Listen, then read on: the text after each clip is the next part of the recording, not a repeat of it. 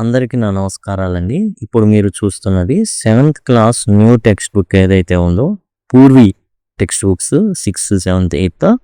7th class బుక్‌కి honey bloom అనేటటువంటి పేరైతే ఇవ్వడం అయితే జరిగింది. అందులో ఉన్నటువంటి ప్రతి పాఠ్యాంశం కూడా కవర్ చేయబడింది. ప్రతిదీ ఇక్కడ మీకైతే కనబడుతుంది. అన్ని యూనిట్లు కూడా 5 యూనిట్ల వరకు అన్నీ కూడా కవర్ చేయబడినయి. దయచేసి గమనించండి. డిస్క్రిప్షన్‌లో యూనిట్ వైజ్ లింక్స్ ఉంటాయి. అట్లానే ఐకార్డ్స్ ద్వారా, ఎండ్ స్క్రీన్స్ ద్వారా కూడా మీరు యాక్సెస్ చేయొచ్చు. ఇప్పుడు మనం 7th క్లాస్ రెడీనెస్‌కి సంబంధించి డే 1 జంబుల్ వర్డ్స్ అయితే చూస్తున్నాం. ఇక్కడ ఏంటంటే జంబుల్ వర్డ్స్ అనేది ఇవ్వడం జరుగుతుందండి. దాన్ని ప్రాపర్‌గా రాయాల్సి ఉంటుంది. ఇక్కడ చూడండి ఈటీఆర్‌డబ్ల్యూఐ అన్నారు. అండ్ దీన్ని మనం ఏంటంటే రాయాలి. డబ్ల్యూఆర్ఐటీఈ అవుతుంది. ఇక్కడ చూడండి ఎల్ఓసిహెచ్ఓఎస్ అన్నారు. దీన్ని కనుక మనం రాసినట్లయితే ఎలా వస్తుంది అంటే ఎస్ ఉంది, తర్వాత సి ఉంది, హెచ్ ఉంది, ఓఓఎల్ స్కూల్గా అయితే అది మారుతుంది. తర్వాత రెండోది మనం చూసినట్లయితే ఇక్కడ హెచ్టిఈసిఆర్ఏ అని ఉంది. దీన్ని కనుక మనం జాగ్రత్తగా గమనిస్తే దీంతో యాక్చువల్గా టిఈఏ సిహెచ్ ఇక్కడ ఈఆర్ టీచర్ 2 ఈలు ఉన్నాయి. టీచర్ ఏ ఉంది, సి ఉంది, హెచ్ ఉంది. సో టీచర్ అనేదాన్ని మనం అయితే దీని ద్వారా రాయొచ్చు. తర్వాత మనం చూసినట్లయితే చూడండి ఎల్జిఐహెచ్ఆర్ఎస్ అని ఉంది. దీంతో ఏం రాయొచ్చు, మనం వచ్చేసి గర్ల్స్ అనేది మనం అయితే రాయొచ్చు. GIRLS గర్ల్స్ అయితే రాయొచ్చు. ఇక్కడ హెచ్ అనేది కూడా ఉంది. మరి దాన్ని మనం గనక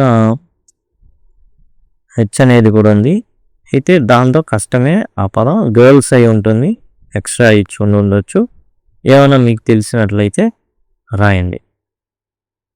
తర్వాత వచ్చేసి ఈ విధంగా ఇచ్చారు. దీన్ని మనం జాగ్రత్తగా చూసినట్లయితే ENGLISH ఇంగ్లీష్ అనేటటువంటి పదం, అది ఇంగ్లీష్గా రాయొచ్చు. నెక్స్ట్ వచ్చేసి NIRGMO దీన్ని MORNINGగా రాయొచ్చు.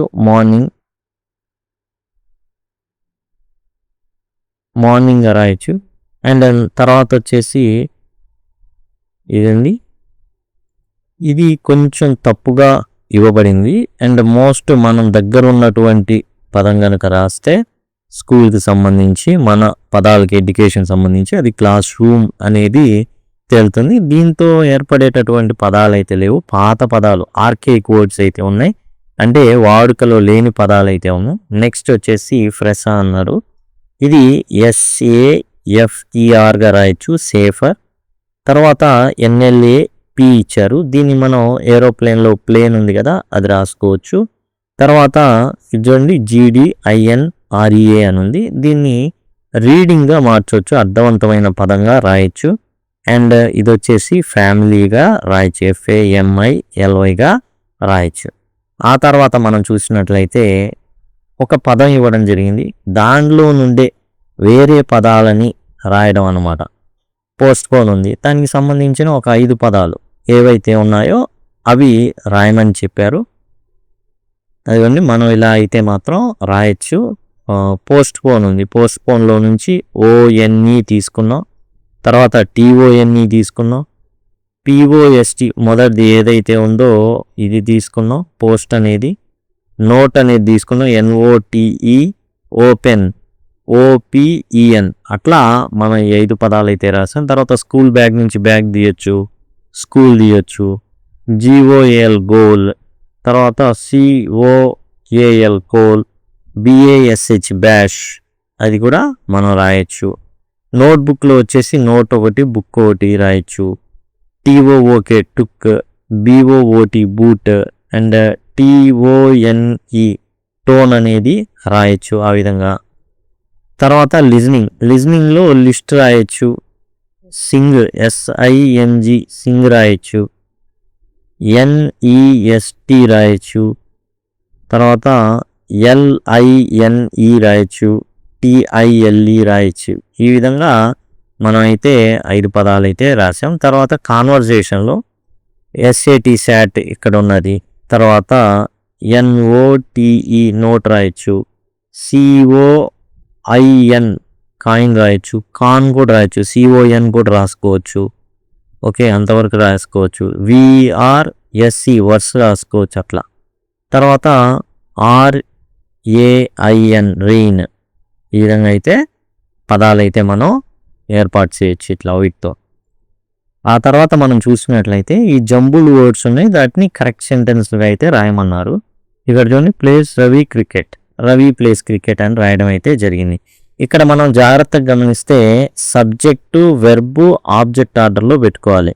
Ravi subject, play verb, cricket object. ఆ విధంగా ఒక ఆర్డర్లో మనం ఏం చేయాలి అంటే రవి ప్లేస్ క్రికెట్ ఆ విధంగా రాయాలి. ఇక్కడ కూడా ముందు మనం ఏం చేయాలి అంటే IVU దే హీ షీట్ ఏవైతే ఉన్నాయో ఆ పదాలు వాటిని ముందుగా మనం రాసుకోవాలి. IVU they he she it ఈ విధంగా ఏవైతే ఉన్నాయో పదాలు వాటిని మనం ముందుగా రాసుకోవాలి. షీ ఉంది, రాసుకుంటాం షీ. తర్వాత షీ తర్వాత ఏమొస్తుంది ఇక్కడ చూడండి, ఈజ్ అనేది ఉంది. షీ తర్వాత ఈజ్ కానీ వాజ్ కానీ ఉంటే అవి రాస్తాం. నాట్ అనేది హెల్పింగ్ వెర్బ్ పక్కనే వస్తుంది. She is not. ఇక మిగిలింది friend, my friend. She is not my friend. ఈ విధంగా రాయాల్సి ఉంటుంది. తర్వాత మనం ముందే చెప్పుకున్నాం ఏంటంటే IVU దే హీ షీట్లో గనక ఏవైనా ముందొస్తే అది రాసుకోవాలని. అయితే ఇక్కడ క్వశ్చన్ మార్క్ ఉంది. క్వశ్చన్ మార్క్ ఉన్నప్పుడు హెల్పింగ్ వెర్బ్ అనేది ముందు ఉంటుంది. హెల్పింగ్ వెర్బ్ ఏంటి ఇక్కడ, షల్ అనేది ఉంది. ఓకే, ఆ షల్ అనేది మనం రాయడం జరుగుతుంది, షల్. తర్వాత ఏమొస్తుంది, IVU దే హీ షీట్ ఏముందో అది షల్ వి. ఓకే, నెక్స్ట్ ఇదేమో హెల్పింగ్ వెర్బ్. మెయిన్ వెర్బ్ ఏముంది, గో ఉంది. Shall we go. ఎక్కడికి, shall we go to. Go తర్వాత టు వస్తుంది. ఏముంది ఇక్కడ, ఇక నాట్ అనేది ఉంది చూడండి. Shall we go to school. Okay, or అని ఇచ్చాడు కాబట్టి చివరిలో ఆర్ నాట్ అనేది పెట్టవచ్చు. Okay, shall we go to school. స్కూల్కి వెళ్దామా వద్దా, shall we go to school or not. ఈ విధంగా వస్తుంది. ఓకే, ఆర్ గనక లేకపోయినట్లయితే shall we not go to school అయ్యేది, shall we go to school or not అనేది అవుతుంది. ఇక్కడ మళ్ళీ క్వశ్చన్ మార్క్ ఉంది. అంటే ఇక్కడ ఉన్నటువంటి హెల్పింగ్ వెర్బ్ ఏదైతే ఉందో అది ఏమవుతుంది అంటే ముందు రావడం జరుగుతుంది. హెల్పింగ్ వెర్బ్ని మనం ముందుగా రాస్తాం. ఇక్కడ ఈజ్, తర్వాత this, is this, is this your book. ఇది నీ పుస్తకమేనా. ఓకే, ఆ విధంగా రాయి. ఈజ్ దిస్ యువర్ బుక్ అవుతుంది. తర్వాత మళ్ళీ క్వశ్చన్ మార్క్ ఉంది. క్వశ్చన్ మార్క్ అంటే హెల్పింగ్ వెర్బ్ అనేది ముందుకు రావాలి. ఆర్ దే, ఆర్ అనేది ముందు వస్తుంది. ఆ తర్వాత IVU దే ఈ షీట్లో వస్తుంది. ఆర్ దే ఏంటి, are they. Next are they తర్వాత మెయిన్ వెర్బ్ ఏమైనా ఉందా, లేదు. లేనప్పుడు యాడ్జెక్టివ్ ఉంటే అది పెడదాం. ఆర్ దే హ్యాపీ, వాళ్ళు సంతోషంగా ఉన్నారు. ఎక్కడ, ఎట్ స్కూల్, బడిలో వాళ్ళు సంతోషంగా ఉంటున్నారా. ఇది ఆన్సర్ అయితే అవుతుంది. Next mat on the cat the sleeping is. ఇక్కడ విషయం అర్థమైంది. ఏంటది, పిల్లి అనేది the cat is sleeping on the mat అని అర్థమైంది. అదే మనం రాద్దాం. ద క్యాట్, పిల్లి ఎక్కడ నిద్రపోతుంది, the cat is sleeping on the mat, full stop. తర్వాత వచ్చేసి చిల్డ్రన్, ద చిల్డ్రన్ ఉంది. సబ్జెక్ట్ ఆర్ పెడతాం, verb not in the garden. The children are not in garden. పిల్లలు గార్డెన్లో అయితే లేరు. ముందుగా మనం అయితే ఏం చేస్తామంటే సబ్జెక్ట్ రాసుకుంటాం. చూసుకున్నట్లయితే ముందు ద చిల్డ్రన్ ఇది రాస్తాం. The children are not in garden. వాళ్ళు ఎక్కడ లేరు, తోటలో లేరు. The children are not in garden. Next. Soon come please late here it is. ఇక్కడ లేట్ అనే పదం ఉంది, హియర్ అని ఉంది. ప్లీజ్ ఇక్కడ యాక్చువల్గా ఇది ఇంపరేటివ్ సెంటెన్స్ అంటారండి. ఇలాంటి వాటికి ఏంటంటే ప్లీజ్ అనేది ముందు రాస్తాం. ప్లీజ్ నెక్స్ట్ ఏముండాలి, వెర్బ్ ఉండాలి ఇంపరేటివ్ సెంటెన్స్లో. ప్లీజ్ కమ్ తర్వాత యాడ్ వెర్బ్ సూన్.